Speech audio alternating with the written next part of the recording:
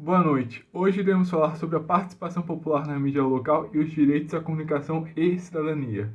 Além disso, teremos uma convidada especial que irá fazer um breve depoimento sobre o assunto no mundo globalizado. A comunicação vem se tornando cada vez mais vital para o sucesso de qualquer empreendimento e na difusão da informação, a mídia assume grande importância, divulgando e fazendo uma mediação ao público de tudo o que acontece na sociedade. Sua relevância nesse sentido tomou ao longo do tempo tal proporção que ela passou a ser chamada por analistas políticos de o quarto poder, ao lado de poderes como o legislativo, executivo e judiciário, demonstrando como os meios de comunicação exercem influência na sociedade. Junto à evolução e consolidação dos direitos humanos, as mídias também se modernizaram, transformando-se em um importante aliado nesse processo em que vive o mundo de hoje, onde os direitos humanos passaram a ser obrigatoriamente incluídos na pauta dos grandes debates. Essa mudança vem acontecendo devido à velocidade com as notícias são veiculadas e, principalmente em função dos efeitos obtidos como resposta pelo acesso à informação em tempo real.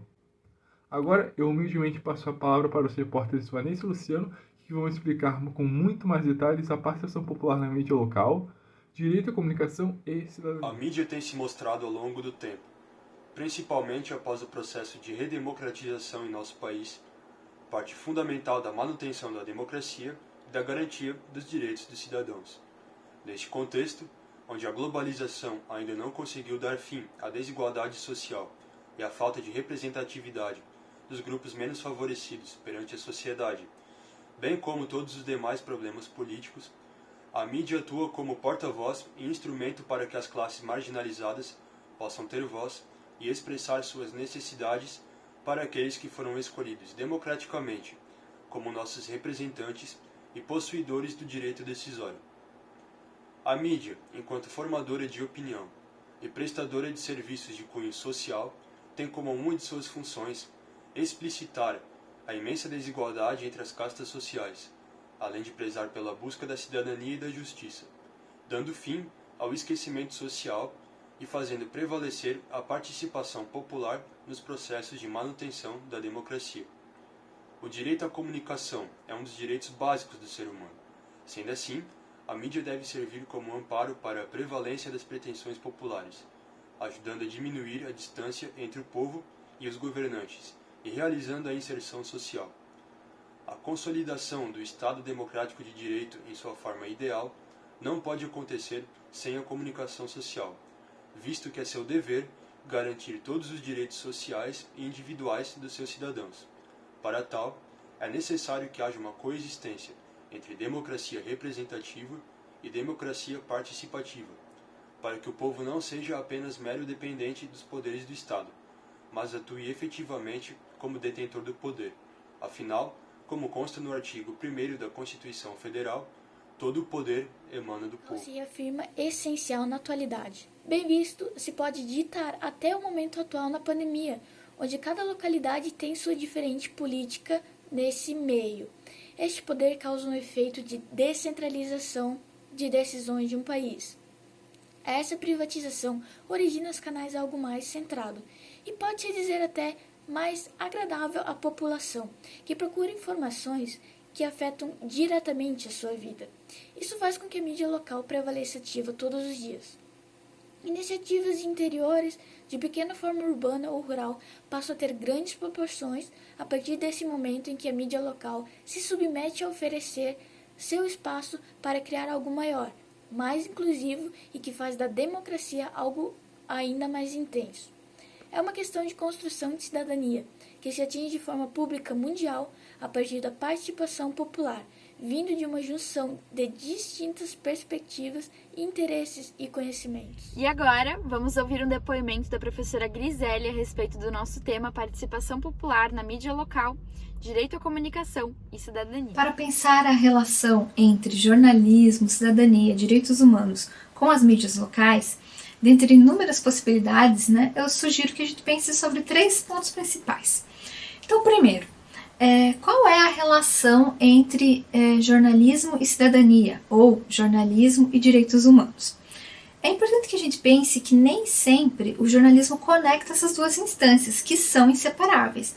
Não há como pensar a cidadania sem direitos humanos e vice-versa, porque são processos historicamente construídos, né, que passaram por diversas mudanças, enfim, sociais ao longo da história, mas que hoje se concretizam em nossos direitos, né, ou a nível local, como é o caso da cidadania, ou globalmente, né, como é o caso dos direitos humanos, né? Mas, a partir disso, como o jornalismo mobiliza isso? Então, enquanto direito à comunicação, que é um direito humano, né, ou como essa responsabilidade do jornalismo promover, auxiliar na promoção da cidadania, são os primeiros pontos, né, que a gente deve pensar. Mas de que maneira eu posso expandir, ou eu tenho conhecimentos para tratar desses assuntos nas suas especificidades, porque são temas bastante amplos, né? Então, é o primeiro convite que eu faço. No segundo momento, quando a gente vai pensar, então, no que eu sei sobre direitos humanos, como eu lido com essas questões, ou do que é feita a minha cidadania, quais direitos humanos eu tive ou não acesso na minha vivência, na minha trajetória. E por que essa reflexão? Para conectar com um terceiro ponto, que é o da subjetividade do profissional ou da profissional jornalista. E isso tem relação com a minha tese de doutorado, que eu defendi recentemente na UFSC, em que eu tento compreender os sentidos de cidadania e direitos humanos entre repórteres, mas aqui a gente pode expandir, né, para profissionais jornalistas. Por que eu questiono isso? Porque a partir desse movimento de subjetividade, e olha, a subjetividade é tão rechaçada no jornalismo, tão deixada de lado, né? Seja pela pretensa ideia de isenção ou imparcialidade, ou porque ela deve ocupar um não lugar, ou ser ocupada pela objetividade, quando na verdade é impossível que uma pessoa, que é um profissional também, né, além de tudo é um profissional, deixe de lado a sua subjetividade. Então, por que eu convido a fazer essa reflexão em camadas? Porque não tem como eu acessar essa comunidade tão ampla, né, em diversidade de nuances, de problemáticas, de complexidades, especialmente falando sobre o Brasil, né, um país tão desigual.